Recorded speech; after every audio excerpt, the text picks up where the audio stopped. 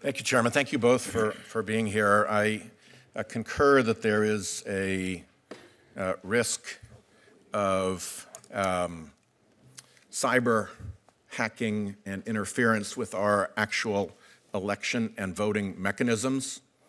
But do you not both agree that in the last election, the primary vector of malign Russian influence came through information operations rather than through technical cyber election hacking?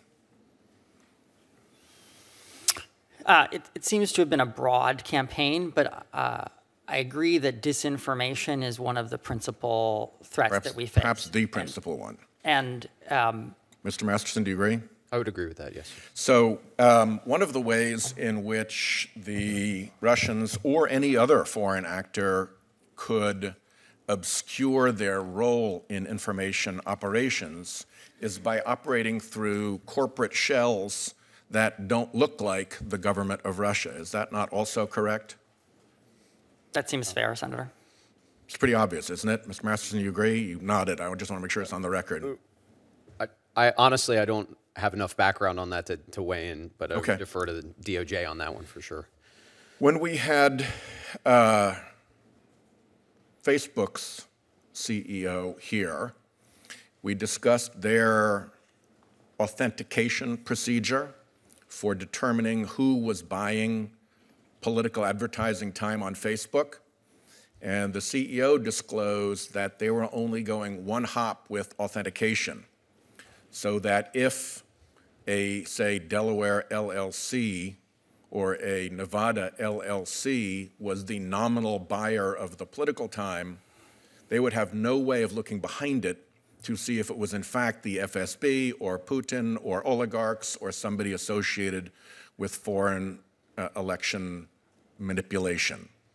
How big a liability is our present inability to know who the actual true beneficial owners are of shell corporations when those shell corporations engage in election influence operations?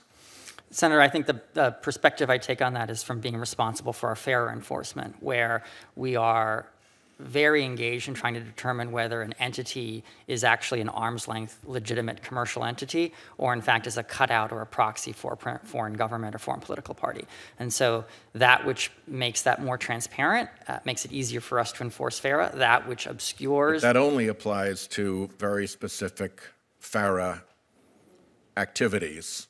And at the moment, would you not agree that it is a U.S. vulnerability that foreign actors are able to take advantage of particularly American shell corporations and effectively obscure their hands in information or campaign finance operations? From a law enforcement perspective, I would agree that transparency and ownership or control is certainly helpful to me in the statutes that I'm responsible for enforcing. And that is in part why the department supports the Whitehouse bill to provide for more shell corporation transparency, correct?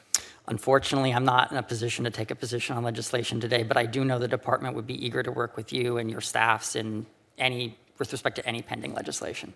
Because it is a serious vulnerability, whether it's a vulnerability to money laundering, to international kleptocrats and criminals being able to hide their resources in the United States of America beyond the review of law enforcement, or foreign election interference, correct? All of those are vulnerabilities from impenetrable American shell corporations. I think law enforcement's ability to understand who stands behind a corporate entity is critical to our enforcement in a variety of areas. And at the moment, it is far from adequate, correct?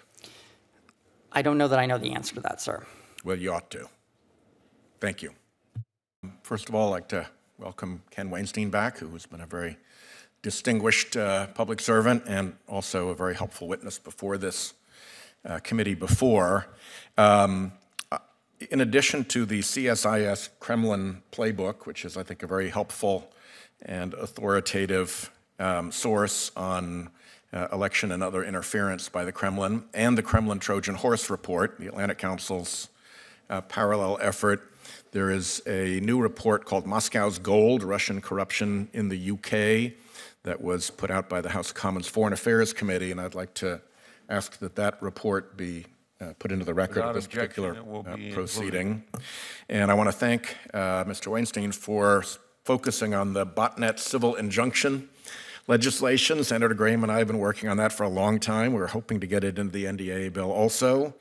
It seems pretty obvious to try to shut these damn things down in the way that's been proven to work. But what I want to talk about in my time is the problem of shell corporations, because for all of the emphasis that the witnesses have put on policing and prosecuting foreign influence in our elections, you can neither police or prosecute what you cannot find. And at the moment, we have both a shell corporation problem, which was emphasized by Mark Zuckerberg in his testimony when he said their political advertisement authentication program would only go to the first shell corporation and not seek any information about who was actually behind it. I don't think Putin is stupid enough to call it Boris and Natasha LLC. It's going to sound more like Americans for Puppies and Peace and Prosperity, but it's a front group, and it's got Putin or whomever else behind it, and until we can know that, we cannot enforce effectively, period, end of story. Similarly, when our election system has these colossal channels for dark money, anonymized funding, if you can't find out what special interest is behind anonymous money, you can't find out if there's a foreign interest behind that money. Darkness is darkness is darkness, and it hides malign activity, both foreign and domestic. And I'd like to ask each of you to comment on that. I think, Ken, you were concerned about trolling. Obviously, that's facilitated by shell corporations. You talked about general propaganda campaigns, obviously facilitated by shell corporations. Campaign finance laws, you called out for a need for effective disclosure. You can't have effective disclosure if the only thing you're disclosing is a front camp corporation and you don't know who's really behind it. So if I could ask each of you three on that, and then that'll be the end of my time. Sure, I'll go first, Senator Whitehouse, and thank you for kind words, and good to work with you again, always is. We were good adversaries. We were. Adversaries who were working for the same goal. Yes. Look, as a prosecutor, former prosecutor, looking at this issue, of course, you want to know more about the corporations than less.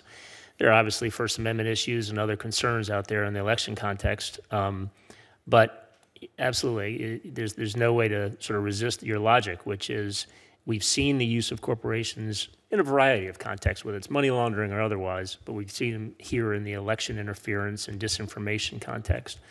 And a lot of those— In fact, they're widely used in the criminal context for money laundering purposes and to hide the proceeds of criminal activities, correct? Absolutely. So to the extent that what Putin is running is essentially a criminal enterprise of himself and his oligarchs, why would they not look to what criminal enterprises do as a model? Yeah, it's meat and potatoes criminal conduct, Yeah. no question, and all intended to hide the fact of the source of this malign activity. Professor Goodman? So I agree. Mike? So I agree. I was struck by the opening comments by Senator Feinstein, who said that for the 2016 election, quote unquote, we were so unaware.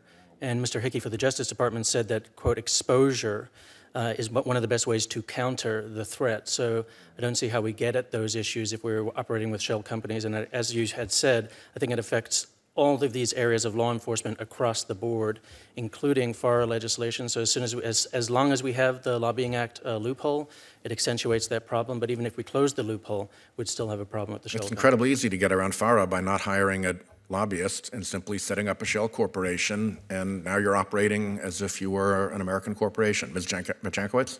Yeah, I would absolutely agree. And even the advisory that came out of the Justice Department yesterday about RT presenters, although of course RT was not named in the advisory, said that RT presenters were exempt from FARA because of the fact that RT itself is registered in the United States. That's a clear problem with that legislation. But regarding shell corporations and advertising online, I would also put forward the idea that's in my written testimony about creating, either through third party or perhaps the social media companies could do this themselves, although I have some reservations about this, a Better Business Bureau type of list or register of trusted political advertisers. Then we'd kind of get around these issues of sloppy enforcement of political ads that are just saying, no, this has to do with President Trump, therefore is political, and we're going to reject this ad. If there are trusted advertisers that are listed, that could be a way to circumvent these issues. And Thanks. shell corporations is a real problem. Yes, absolutely. Thank you. Thank you, Chairman.